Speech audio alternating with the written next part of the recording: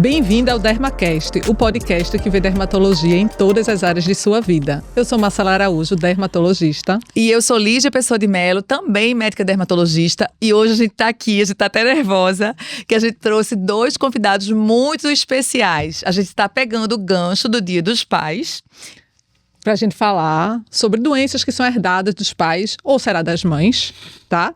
Então a gente vai ter aqui uma DR familiar, ou talvez uma partida de futebol também. Porque temos aqui dois apaixonados pelo futebol, né? Um que é meu pai. E um que é o pai do meu filho. Então são dois ilustres convidados pra gente e pra torcida dos times também, que vieram nos prestigiar hoje. O conflito de interesse deles é com a gente, e eles não sabem nem o que estão fazendo aqui.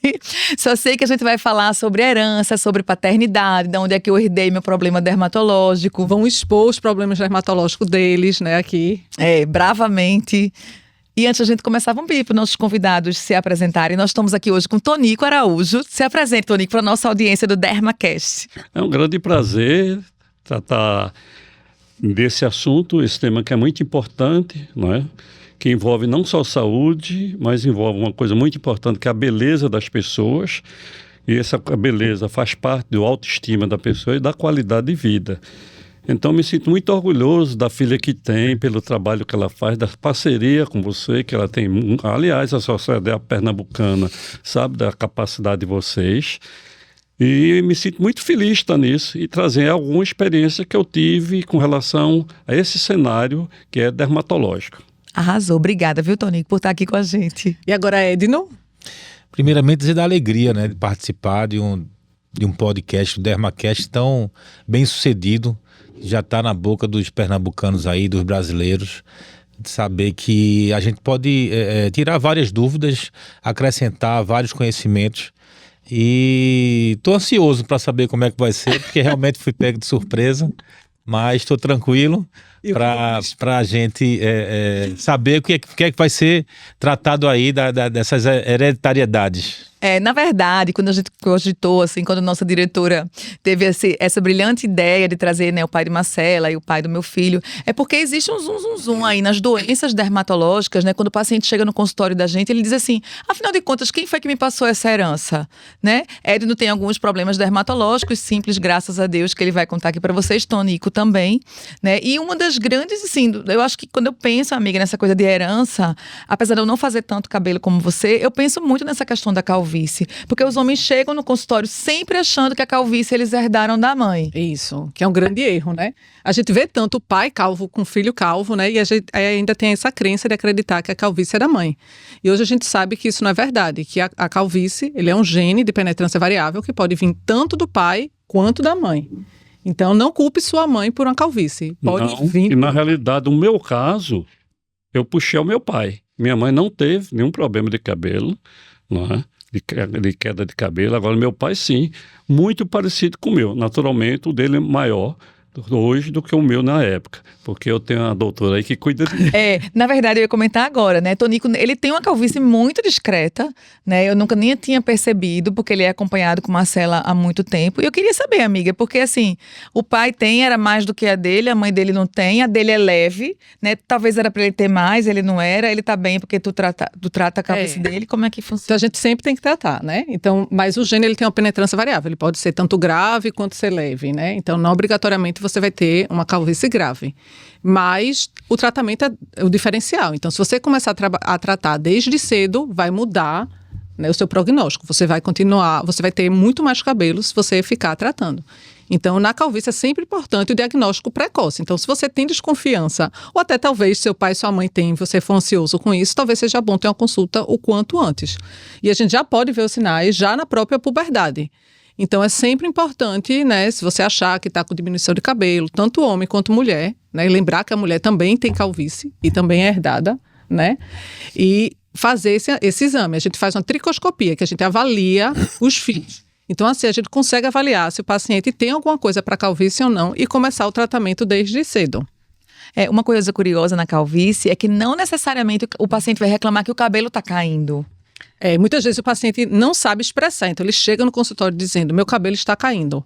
Mas, na verdade, não é o cabelo que está caindo. Você está diminuindo o volume do seu cabelo, né? O seu cabelo está afinando. Está caindo normal, mas de vez de nascer o fiozinho mais grosso, vai nascendo o fio fino e às vezes não nasce. Então, é mais a diminuição do volume do cabelo do que uma queda em si. A queda do fio mesmo. Fio. E no caso de Hélio, né, amor? Ele não tem. O meu, não, ele não tem. Caiu mesmo. Na época do Náutico, o meu caiu. Né? O Náutico caiu bastante. É. Ficou careca. Aí ele foi pra Marcela cuidou dele. Não, ele tem uma calvície muito leve, né? Tem uma rarefação, que eu não sei se é inerente da idade, um paciente 50 a mais. Olha, Aumentamos o nível.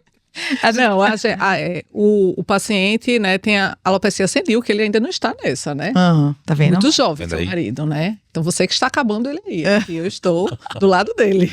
Mas tem a diminuição. Na verdade, a gente diminui o cabelo com a idade. A partir dos 25 anos, você começa a diminuir o volume do seu cabelo, é normal. Homens e mulheres. Homens e mulheres, né? E também com a questão da senilidade, que não é o caso dele, você também pode diminuir ainda mais o volume do seu cabelo. E na mulher a gente vê isso também na pós-menopausa. Vê essa diminuição do volume do cabelo. Volume do cabelo. Alguém na tua família é careca? Eu não tô lembrada. Meu pai é bem calvo, né? Meu avô também era bem calvo. Mas careca mesmo não. Teus irmãos não são? Não, meus irmãos nenhum são. A família da minha mãe não tem, pelo contrário, tem muito cabelo. Nenhum tem calvície. Que é a família da mãe dele? Do lado do meu pai. É uma coisa do agreste nordestino, pesqueira, tem uma coisa de indígena. Tem a ver com a questão racial isso da alopecia? Tem uma questão racial. E também tem a quantidade de cabelo que a gente tem pela raça, né? Que é diferente. Então, assim, o caucasiano, né, o branco europeu, digamos assim, ele vai ter um maior volume de cabelo, que às vezes confunde. O negro, ele já tem um volume de cabelo menor, né?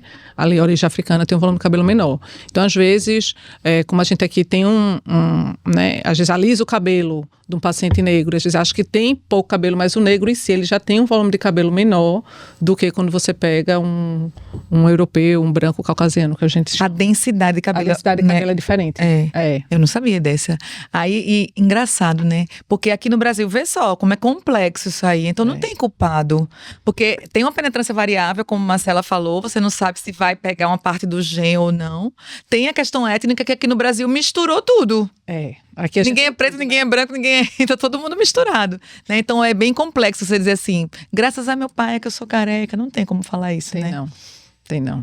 Agora vamos pro outro lado. Não. Vamos pro o pai do teu filho. Vamos pro pai do meu filho. É engraçado que ele falou que o cabelo dele caiu no Náutico, mas na verdade o cabelo dele caiu quando ele teve uma piora da psoríase dele, que eu rodo e venho para psoríase, né? Então, por coincidência do destino, eu já estudava psoríase. O meu marido tem psoríase, uma psoríase leve, não dá nem para notar. Ele pode contar um pouco da história dele. Conta aí, amor, se você não se incomodar. Não, nem um pouco. A minha psoríase foi herdada da minha mãe. Minha mãe tem, eu me lembro da minha infância, na década de 80, era bem grave, né? Ela tinha na palma das mãos, no cotovelo, no couro cabeludo. E não tinha o avanço que tem hoje, a medicina... A medicação não existia. Eu lembro que meu pai descobriu um remédio na Suíça e mandou buscar, acho que era Tigazon o nome do remédio. Era a Astretina. Na década de 80, que nem tinha. E ela trouxe esse remédio e ela melhorou bastante. Eu nunca tinha visto as digitais da minha mãe, da palma da mão da minha mãe. E com esse remédio eu vi. E quando eu me tornei um jovem adulto, eu herdei dela essa psoríase, né? Mas assim, bem mais controlada, graças à minha querida esposa.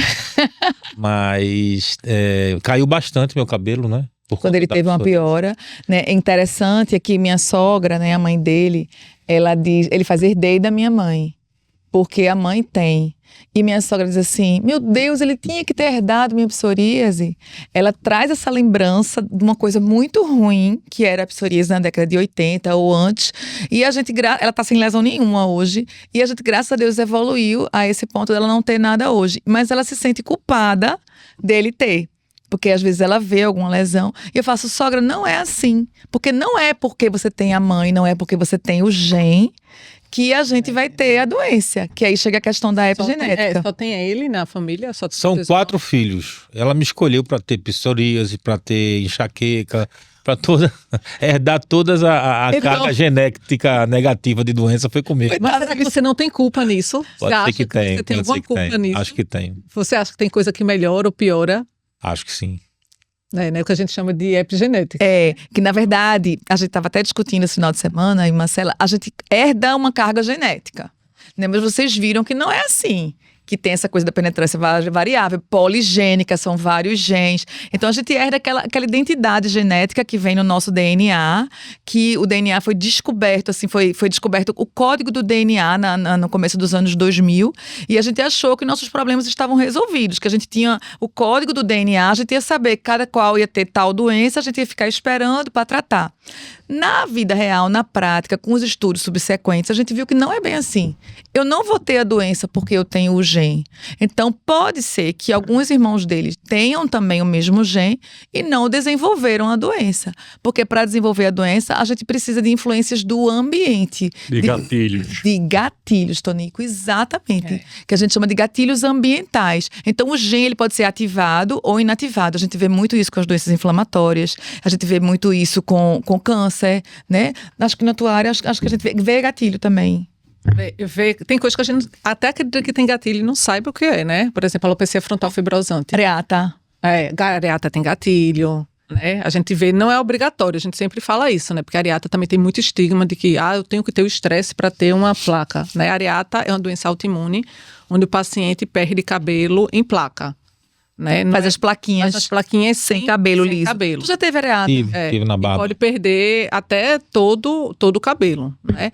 E a gente sabe que tem um gene para isso e tem gatilhos que pode ser, mas não obrigatoriamente a gente precisa ter o gatilho, né? Porque sempre relaciona ao estresse. A gente sabe que muitos têm gatilhos de estresse, mas não é uma coisa obrigatória. Eu tenho que ter um estresse para ter, né, areata. Tanto que às vezes o paciente às vezes ele fica, mas eu não tenho nada, né? E às vezes é um paciente tranquilo, não é um paciente ansioso.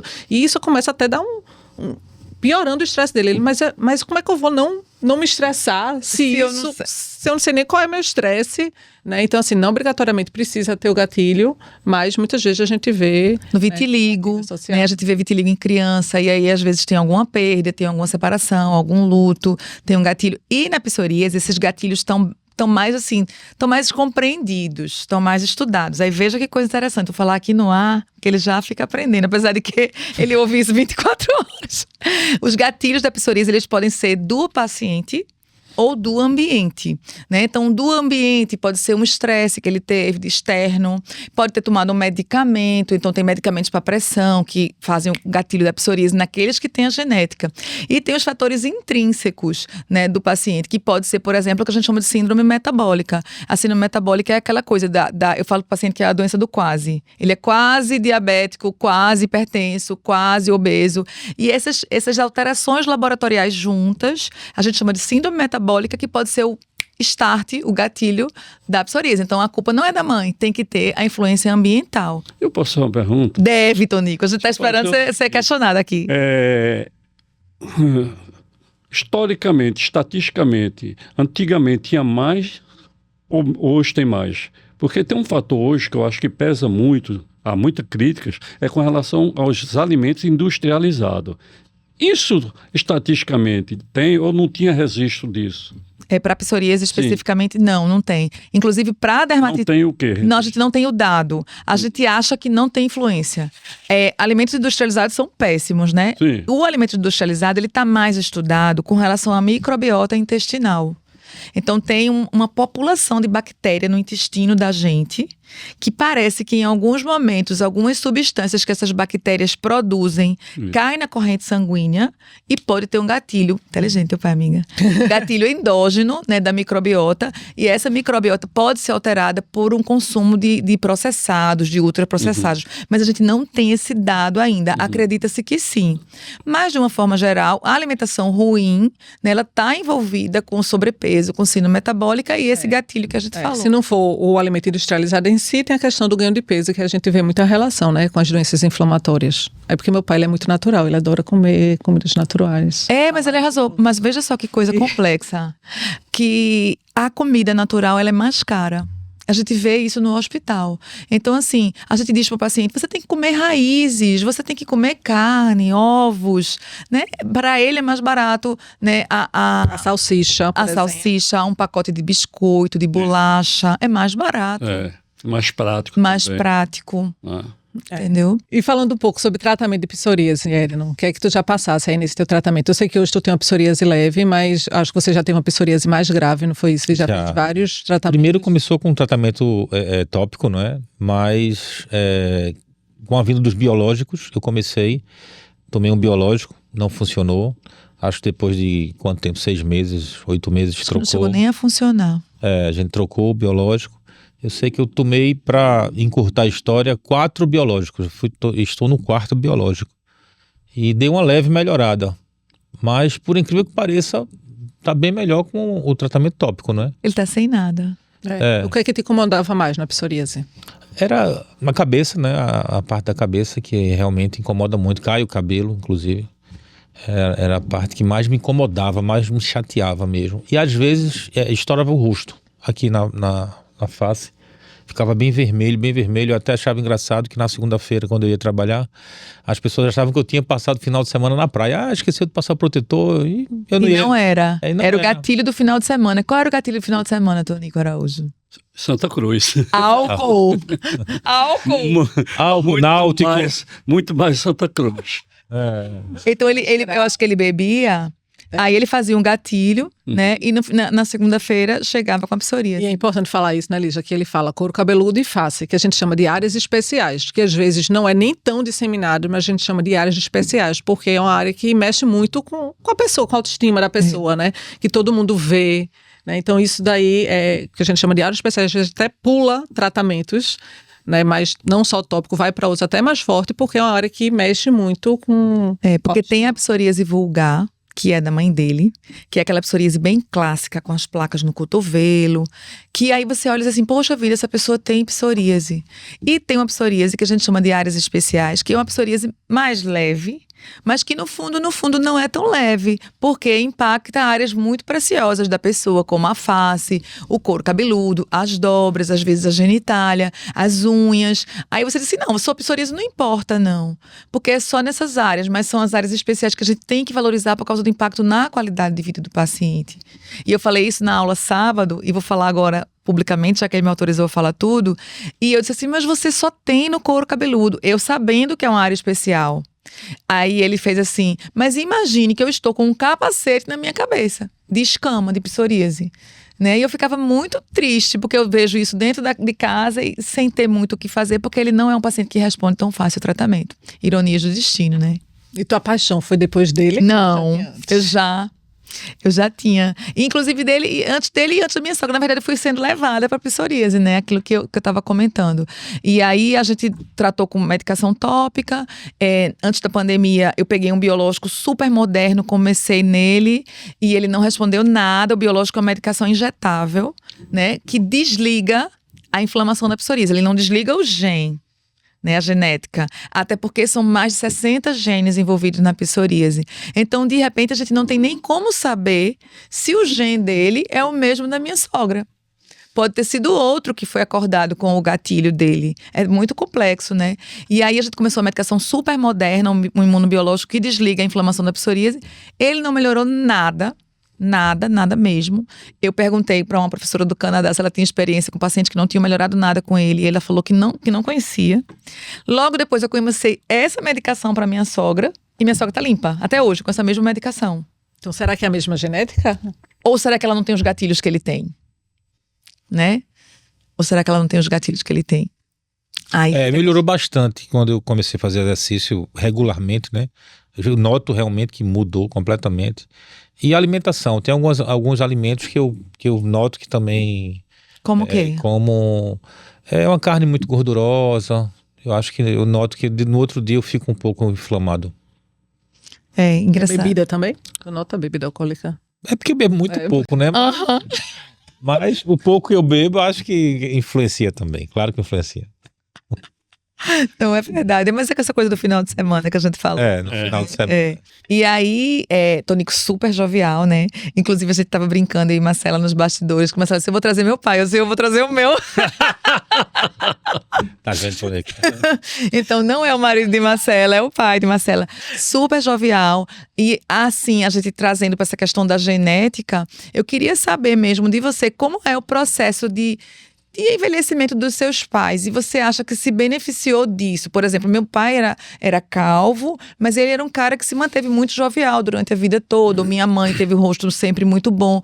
Qual é a tua percepção sobre isso? Veja só, foi uma curiosidade quando isso foi despertado para discutir. Eu passei a vista na minha família, meus tios, minhas tias, nenhum, nem minha mãe, nem meu pai tinha acne, ou seja, a famosa espinha no rosto. E eu tinha considerável, a ponto de que na época não tinha, ou eu não tinha acesso à ciência, né? Então me lembro ter uma alternativa de tratamento, era tirava o sangue da veia e injetava no músculo, né? Para ver se melhorava. Eu tinha tanto que eu cheguei até umas grandes aqui, né? Ainda tem a cicatriz, ainda eu tenho cicatriz, lógico, com o tempo ela vai sendo absorvida pela própria natureza. E isso trazia certas... eu me sinto uma pessoa de autoestima, muito autoestima, mas eu sentia que para namorar era complicado. Olha aí. Isso dava um certo... chegava a uma reação das meninas, né? Porque ele tinha acne, atividade naquela época. Acne, é porque também o tratamento evoluiu muito, pai, assim, com o tempo, né? Então, o que a gente tinha, né, quando na sua juventude não é a mesma coisa que a gente tem hoje. Então, evoluiu muito o tratamento da acne, né? Talvez não seja que na época você não tinha contato com um médico, mas era o que a gente tinha de tratamento. Né? Eu me lembro que quando eu era mais jovem eu também tinha muita acne. Olha, herdei do meu pai. Eu herdei do meu pai a acne. Minha mãe até brinca dizendo que a gente herdou tudo de ruim do pai.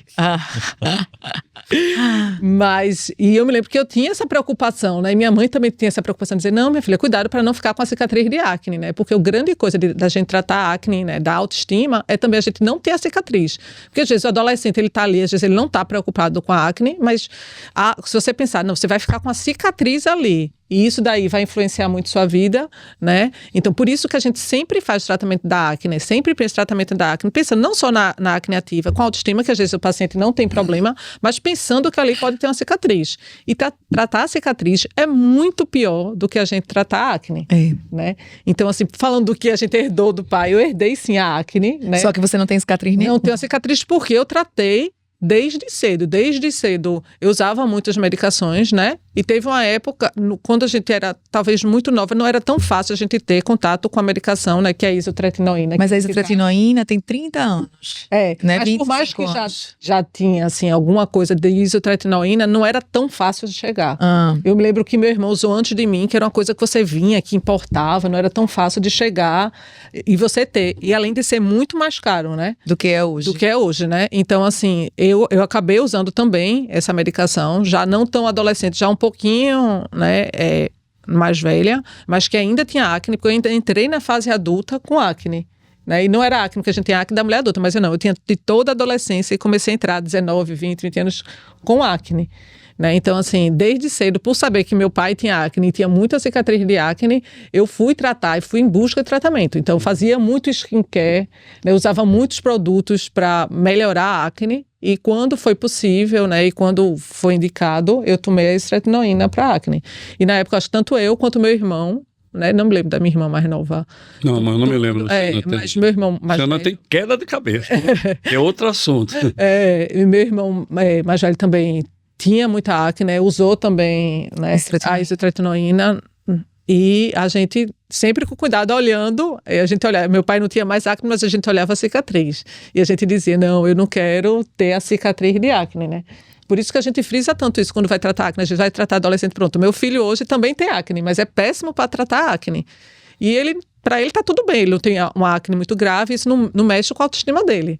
Mas eu fico, meu filho, se você não tratar, você pode ter cicatriz de acne. Aí talvez, quando você tiver com cicatriz de acne, você vai querer tratar e vai ser muito mais difícil. Muito mais difícil. É porque às vezes o adolescente ele não consegue entrar num tratamento corretamente. Pegando o mote aí, tem uma jovem de Pesqueira, recentemente, que foi indicada por Geraldo Freire para fazer um tratamento com Marcela.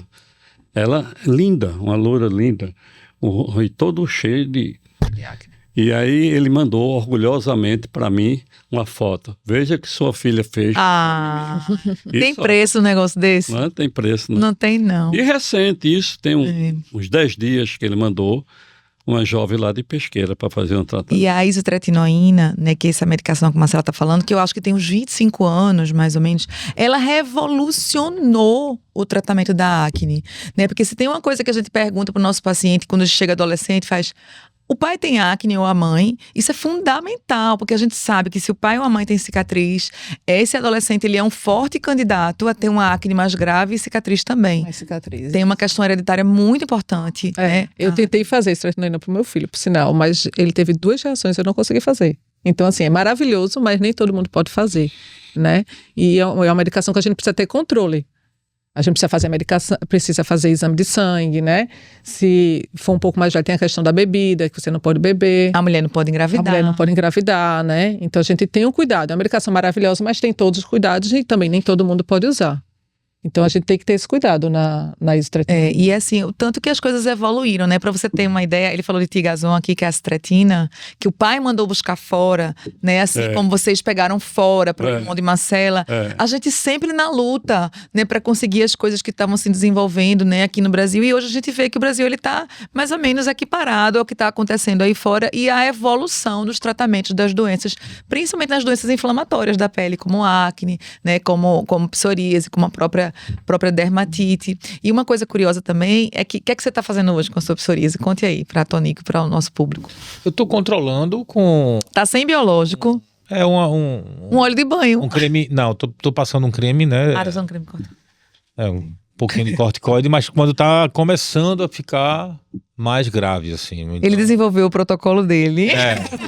No dia a dia, não. Passam no banho um óleozinho que fica mais hidratado. Quando sai do banho, passa hidratante também, para não ficar resseco. E pronto, só isso. Engraçado que na psoríase a gente não enfatiza tanto isso pro paciente, do cuidado com o skincare. Na dermatite atópica sim, na psoríase não. E você veja como fez diferença. Fez muita diferença. Eu tô melhor do que quando eu tava tomando biológico. Porque tem essa facilidade, né?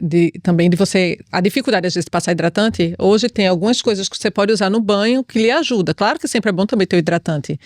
Né? E a gente tem a mania de usar muito sabonete. E uma coisa que a gente, como dermato, a gente é contra, né? Que a gente sabe que muito sabonete acaba tirando a oleosidade normal da pele. Então, existem alguns outros produtos, né, que a gente usa no banho que ajuda a isso. E enfatizar isso mesmo, do paciente se cuidar, né? O autocuidado dele, ter esse cuidado com o banho, com a hidratação, que às vezes a gente esquece. O paciente também, às vezes, não adere, porque dá trabalho, mas faça tomar o comprimido, tomar a injeção, né? E uma coisa importantíssima também, que ele tem acesso. Né? Então tá lá, apesar de que ele comprou. Mas tá lá, amor, usa isso aqui. E assim, é um paciente muito desafiador para mim, porque a grande maioria dos meus pacientes melhoram com o primeiro biológico. Quando você vai fazer biológico, vai resolver isso agora. Né? Então eu estou expondo aqui para vocês que medicina não é matemática, né? Eu amo biológico, meus pacientes, a maioria deles tem grande sucesso e meu marido tá ótimo, mas ele teve falha a 4 biológicos. Pai, falando de autocuidado, né? Você que nunca teve problema de autoestima, nem quando era cheio de acne, né? Nem agora, o que é que você dá de dica sobre estilo de vida, né? Qualidade de vida? O que é que você acha que é importante? Você que é um grande exemplo. Veja só, eu começo a dizer que eu tenho algumas empresas, mas eu tenho uma que é a mais importante de todas elas. É a minha saúde. E eu diariamente faço academia ou caminho. Né? Então isso para mim me dá Por que eu faço isso? Eu perco tempo, entre aspas, por estar fazendo isso. Compensação de um bem-estar. Né? Isso é uma das coisas. A segunda é a alimentação. Eu sou rigoroso em alimentação. Eu como raízes, eu tomo leite, que até alguns médicos desaconselham a tomar leite. Né? Eu tomo muita fruta, Marcela faz até crítica que eu como muitas frutas. Né? E janto o mínimo possível. E meu almoço é com produtos naturais, arroz integral, né? Legumes, preferência peixe. Essa é a minha regra de alimentação. Né? Uma das coisas que eu acho que mexe muito com a minha vida, assim, no dia seguinte, é quando eu durmo mal. Né? E uma das coisas que dormir mal, para mim, né, é o café. Se eu tomar café perto da noite ou tomar Coca-Cola, cada um é cada um. Eu sei que tem gente que não tem influência nenhuma. Mas isso é uma coisa. E outra coisa é trabalhar com... Não há chance de eu trabalhar dentro. Tela. Zero. Isso me tira sono. E tira Mas sono... tem outra coisa que ele tira o sono também. Esse é para lascar. É o Santa Cruz. Meu Deus, coitado. Deixa eu falar um detalhe. Minha esposa estava em São Paulo e fez um procedimento cirúrgico. E com o médico dela, que é famosíssimo, esse médico, disse: olha, eu lhe aconselho a mastigar 15 vezes o produto. Eu digo, 15? O alimento. O alimento. 15? Eu faço 30. Aí ele levantou-se e veio me parabenizar. Olha aí. Entendeu? Doutor Macedo, aquele famoso, né, que fez até cirurgia de Bolsonaro. Isso é uma coisa importante, né? E um detalhe com relação à alimentação. Eu fiz uma vez lá no passado uma alimentação macrobiótica, né? E você começa a procurar seguir essas coisas. Eu sou disciplinado. Isso. Então, eu fui para um restaurante no Rio de Janeiro, um restaurante enorme. Eu vou dar um chute de mil pessoas. E o que é que me deixou impressionado lá? Que o único barulho que eu via era na hora de pagar, que as máquinas eram daquela... Lembra que tinha umas máquinas? Não é? Abri a gaveta. Então, silêncio é uma coisa importantíssima na hora de comer. Não é? Eu acho que isso também ajuda, né? E as culturas orientais mostrando isso, que você se alimenta também com silêncio e concentração na comida. Exatamente, muito sábio. Eu queria muito que ele tocasse nesse assunto, porque ele foi colhendo isso ao longo da vida, com a experiência dele, observando o corpo dele, e hoje a gente tem a ciência que respalda tudo isso. A gente estava conversando sobre isso ontem, e a médica que a gente estava conversando, né, ela dizendo assim, que tem alguns pilares da longevidade, que não importa você viver mais, né, ela dizendo que a gente vai viver mais, mas como é que a gente vai viver mais? Né? Como ter qualidade. Qualidade, né? Que é aquele conceito que ela falou de life span e health span. Você tem que ter qualidade de vida útil, e não assim, eu vou viver, mas eu vou viver com as sequelas de tudo isso que eu fiz. E ela falando isso que a gente já sabe, da alimentação, do sono, da bebida, do cigarro, da alimentação, do exercício. E ela deu importância fundamental ao sono. Fundamental. Ela diz que a pessoa que dorme bem perde nessa questão da vida de qualidade mesmo, inflama, que a gente sabe que é gatilho também para as doenças inflamatórias. E uma coisa importantíssima que eu acho que vocês dois têm, que também tem impacto na vida de qualidade, que são os relacionamentos interpessoais, né? Momentos de relacionamento na hora da refeição, de você preparar a comida, de você sentar e se relacionar, o quanto isso é importante. Então a gente faz a injeção, a gente passa o skincare, mas se não tiver a base... Isso. E isso é super importante, já que a gente está na dermatologia, falar de envelhecimento também, né? Porque é fundamental o sono, né? É fundamental a alimentação. A gente sabe que comidas gordurosas, comida com muito açúcar, com muito carboidrato, ajuda no envelhecimento também, né? Então, é para a qualidade de vida e para quem está preocupado em envelhecimento em pele, isso também ajuda bastante. Me diga uma coisa, deixa eu tirar uma dúvida. Às vezes, quando eu como o carboidrato fino, né, que é o pão, a bolacha, no outro dia eu acordo meio dolorido. Isso tem alguma ligação ou não? Pode ter, assim, a gente não foge um pouquinho da nossa área, né? Mas assim, é muito de observação pessoal. O Tonico faz as observações dele, tem o aumento do índice glicêmico, né? O pico glicêmico, ele é inflamatório, não necessariamente ele tem a ver com as doenças de pele, a longo prazo sim, né? O açúcar, o consumo exagerado do açúcar, ele acaba quebrando, no final das contas, as moléculas das partículas de colágeno, né? O açúcar contínuo crônico. Assim como a acne, a inflamação crônica, quebra o colágeno, né? Então, a perda do colágeno provocando cicatrizes, provocando flacidez por doenças inflamatórias e por hábitos de vida também, né? A melhor forma de você ver isso é passar uma semana comendo e outra sem comer, para ver qual é o resultado, né? Nós temos o próprio termômetro disso, né? É, porque realmente meu pai, quando ele quer, ele vai e faz bem certinho. Todo mundo que consegue pegar uma semana e ficar sem carboidrato. Porque assim, a gente Eu vem... faço mais ainda. A gente vem com a medicina baseada em evidência, né? Que a gente lê, não é na nossa área. Claro que é, porque tem a ver com longevidade, com beleza, com pele. A gente acaba estudando bastante isso.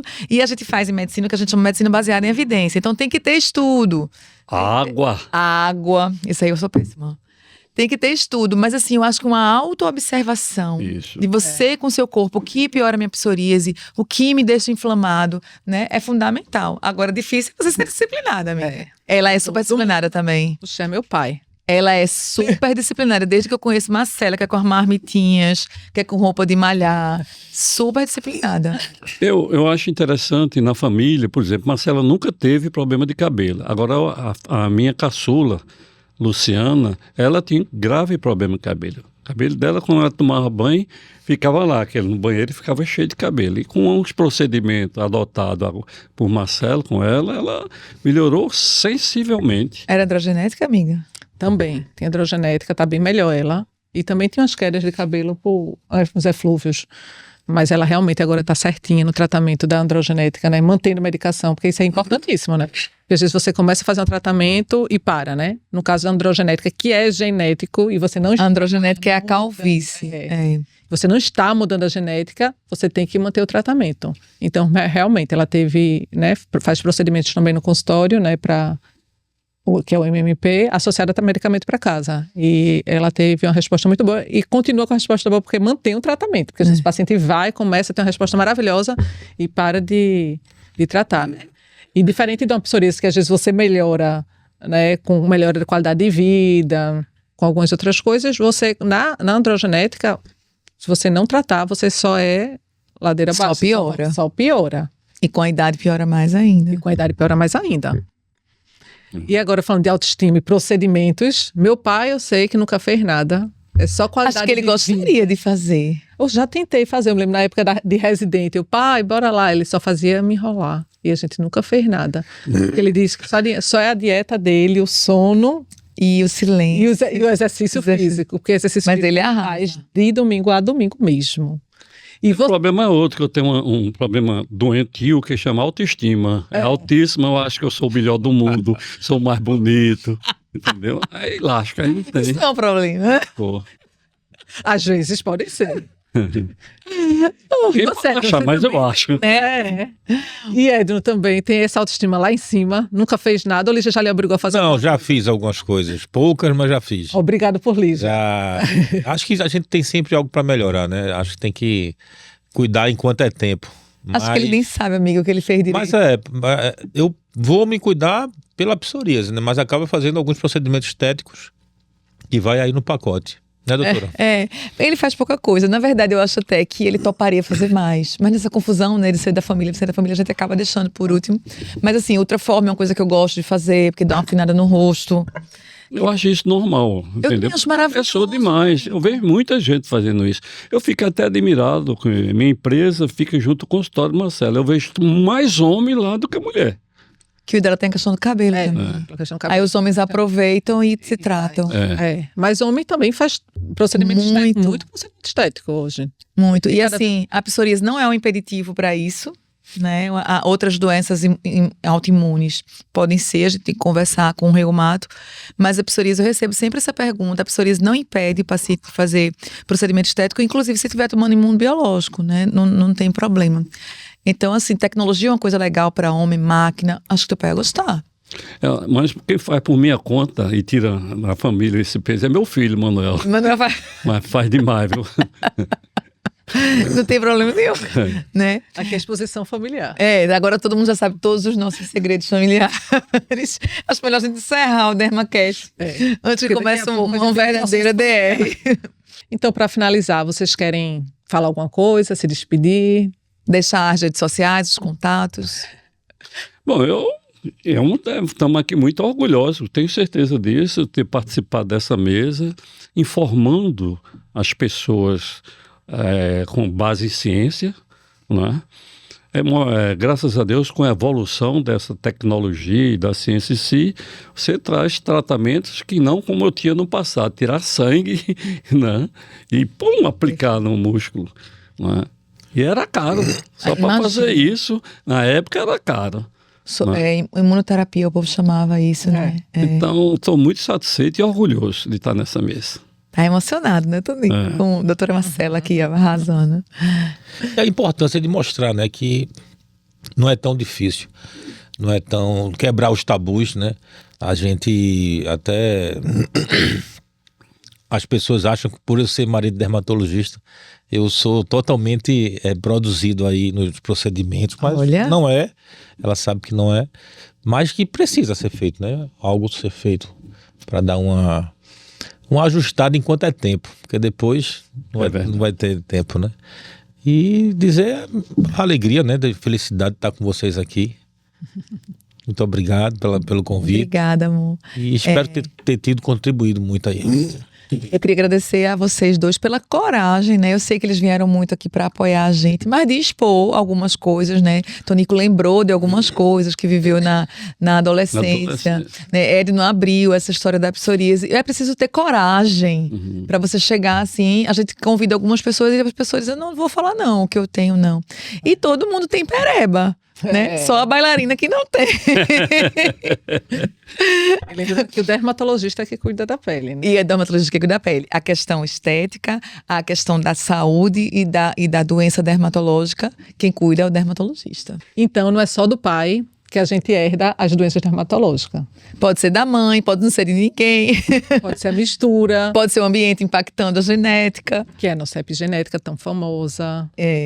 Então, queria agradecer mais uma vez. Obrigada pela exposição. Dois. Feliz Dia dos Pais, que estamos com esse episódio em comemoração aos pais. E doutora Marcela Araújo Dermato. @Lígia Pessoa de Melo, @DermaCast. Até a próxima.